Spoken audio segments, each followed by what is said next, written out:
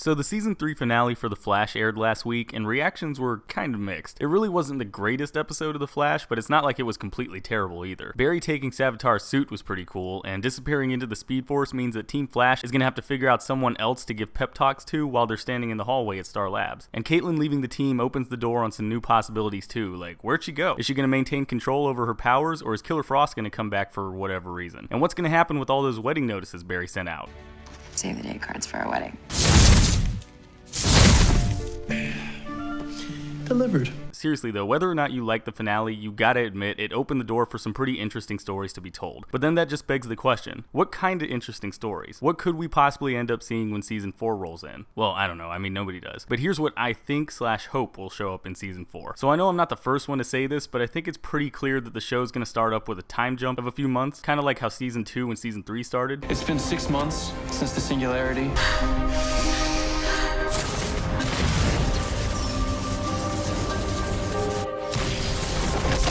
I mean, even outside of the very clear pattern the CW set up with the show, it makes sense. Season 3 ended with Barry handing over the Flash role to Wally, and a time jump would let us start season 4 with Wally being a bit more experienced, having had time to grow a little bit into his new role as the one and only Flash. That having been said, I'm pretty sure we're going to see him act a little bit like the post-crisis Wally at first, in that he'll feel like he doesn't want to fill the same role Barry did, because he doesn't want to feel like he's replacing Barry. And actually, this would also be a great way to get Wally into his red and silver costume from the comics. A time jump would also give everybody on Team Flash time to not necessarily get over, but maybe accept and deal with Barry's disappearance in their own ways. Like maybe Iris tries to bury herself in her work, Cisco helps Wally fight crime in costume, Joe could maybe turn out to be a bit more like his Flashpoint counterpart, meaning he's a little low energy, down in the dumps, not necessarily an alcoholic, and Tracy could be trying to study the Speed Force and figure out how to bring Barry back with some new gizmo. Now I can already hear some of you guys like, well, what about the next Harrison Wells? What universe are they going to pull him out of? And to be fair, it's a good question. Like there's been a new version of the same guy for 3 seasons in a row, and they've all ended up either dead or just leave Earth 1 at the end of the season. I actually threw all those together in a compilation video, by the way. You should definitely check it out. So it definitely seems like Team Flash is just going to pick up a new one in season 4, but that's the thing. I don't think the writers are going to do that this time, just because we literally went through the whole multiverse searching thing this past season with HR. We don't need to go back and show that again. Plus, season 4 seems like it's trying to shake things up, like how it's introducing a big bad villain who's not a speedster, so it makes sense that the show would try to do a couple other things differently. So with that in mind, I'm pretty sure the writers are just going to go back to Earth 2 and pick up Harry, even if he just pops in temporarily once in a while. We don't need to see him all the time. In fact, it'd be kind of interesting to see how Team Flash deals with not seeing some version of Harrison Wells running around, but it's more likely Harry's going to have to make the move back to Earth 1 for some reason or another. As far as people not being on the show, I'm pretty sure Tom Felton's Julian is going to get axed off. Sure, when he was Alchemy or dealing with something he did while he was Alchemy, that was pretty interesting. It gave him something to do, it built up his character, and after he didn't have to deal with the Alchemy persona, he didn't really have too much going on that didn't revolve around Caitlin or his feelings for Caitlin. And now that she's gone, Julian doesn't really have any reason to stick around with Team Flash. Thankfully though, it'd be pretty easy to write him off. Just don't have him show up in the first episode and have somebody say that he took off looking for wherever Caitlin went, and then he never has to show back up again. Speaking of, I feel like there's going to be an episode or at least a side plot featuring Caitlin dealing with the physical aspect of her Killer Frost powers. Yeah, I know, we've already seen her struggle with the psychological aspect of her powers, developing a split personality and all that, but we haven't really seen her deal with the life-threatening risks her powers have had on her. Like in the comics, the Caitlin Snow version of Killer Frost used to have to absorb heat from living beings in order to keep herself alive. If the writers brought this up for season 4, it'd be a pretty easy way of writing her back onto the show. Like maybe Caitlin shows up at Star Labs and reveals that she's having problems controlling her powers, and Team Flash figures out that she can't touch people without killing them or something like that. As for the Flash himself, Barry's not going to be gone for long. I mean, come on. Now that doesn't mean I think he's going to be gone for as long as Flashpoint lasted, but I also don't think he's going to be gone for the entire season either. If anything, he'll probably be gone for a handful of episodes, like maybe 3-4 episodes max, just to give Team Flash some conflict and have them show off some problem-solving skills before they have to find a way to pull him out of the Speed Force. Now, how they're going to end up doing that, I don't know. Maybe he'll give the Speed Force a pep talk or chase his shadow around for a little bit before it lets him out because plot. Regardless of how Barry gets back though, I'm thinking he's going to be a lot more powerful and hopefully a lot smarter than he's been shown these past few seasons.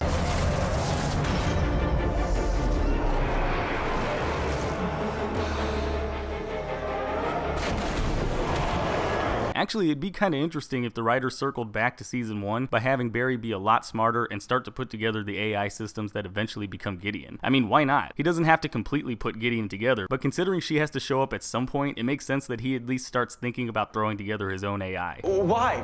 Would you accept my commands? Because You created me. As for the season-long big bad, it's already been confirmed it's going to be DeVoe. It really wasn't all that hard to figure out after being name dropped twice.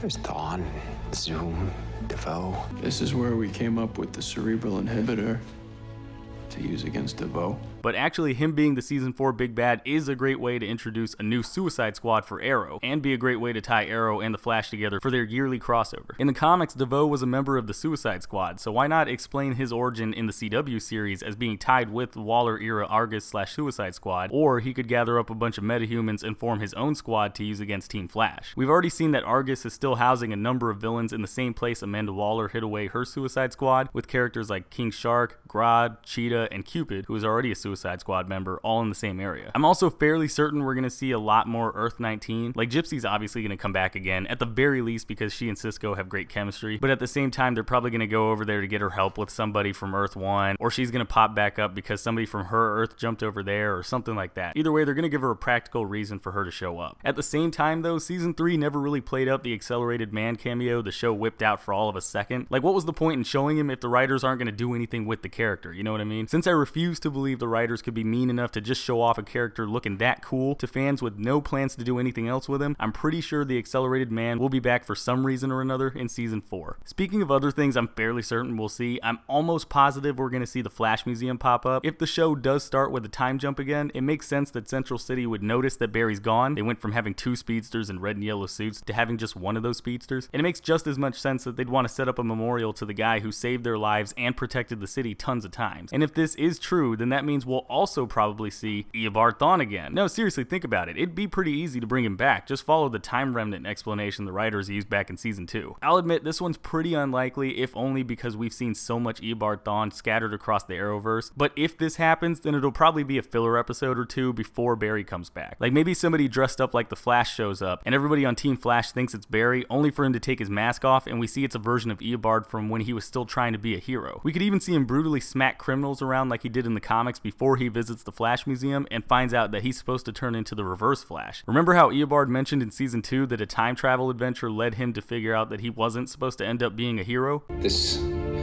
ability to travel through time revealed the truth. My fate was to become your greatest enemy. I was never going to be the Flash. So I became the reverse of everything that you were.